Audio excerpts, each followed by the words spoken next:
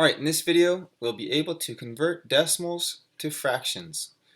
Kind of similar to fractions to decimals, only going the other way. So let's go ahead and get started with a few examples. 0.6. Again, we know that this 6 is in the tenths place. We can convert this to a fraction very easily by calling this 6 tenths 6 tenths. And then 6 tenths, if you divide the top and the bottom by the greatest common factor of 2, divide the top and the bottom by 2, you get 3/5. And that is the simplest form, I believe, for that decimal. How about 0.37? Well, this is 37/100ths.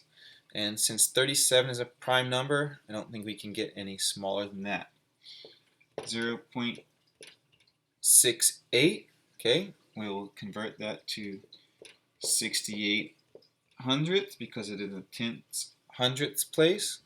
And then if we divide the top and the bottom by 2, there is probably a higher number that we can do, but we'll just keep it simple. We get on the top 34/50. And if you divide the top and the bottom of that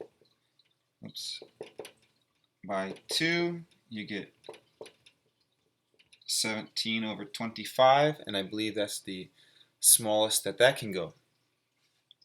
Okay, how about 0.625?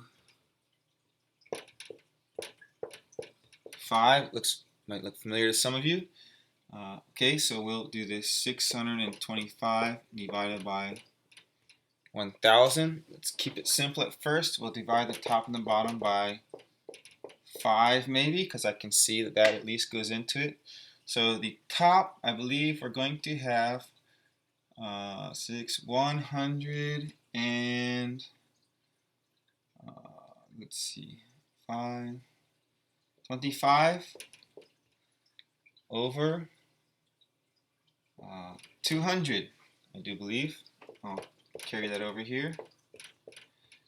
Let's divide that top and the bottom by 5, and over here we will get,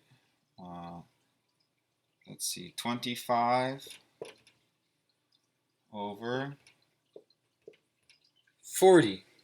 Okay, and then divide that top and the bottom by 5, and we will get 5/8. Now, again, I said that it should look familiar. It was one of the ones that I asked you to memorize, and so the reason for that again is, had you memorized that 0.625 is 5/8, you could have saved yourself all this extra math and steps. So again, please do memorize all of those ones that are in increments of eighths: 1/8, 1/4, 3/8, 1/2, 5/8, 3/4, and 7/8. Okay. Next one we will try is 0.56. Okay, and we will convert that to 56/100 because this is 56/100ths. We will divide the top and the bottom by 2 because it's even, and that's easy. And we'll do 28/50, and we'll divide that top and the bottom by 2, and we will get 14/25. Just as a side note, remember, we also could do it this way: 56/100, and do the cake method. Here's a 2, here's a 28, here's a 50. No, keep going. Here's a 2, here's a 14, and here's a 25. Nothing can get pulled out of this again, so these fractions are all equivalent, and we could get our 14/25 that way as well. Okay, one that might be a little different than the ones we've done so far is, what if we have the decimal 3.75? So here we have a whole number. Well, when you have a whole number and you're converting that into fractions, this is actually going to be a mixed number because you have wholes and you have parts of a whole, and that's what mixed numbers are, wholes and then parts of a whole.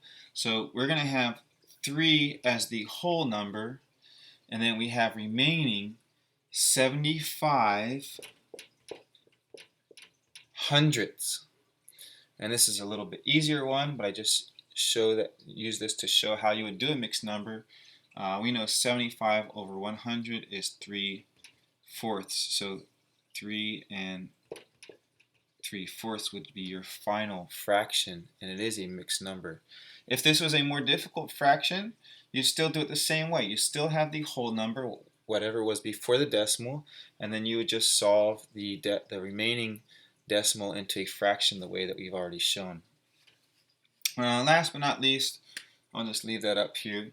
If we have 1.3 repeating, this is one of the ones that I ask you to memorize, and that would be simply the whole number 1, and then we know 0.3 repeating, we just memorize that as 1/3. So hopefully that was helpful and you guys easy to understand.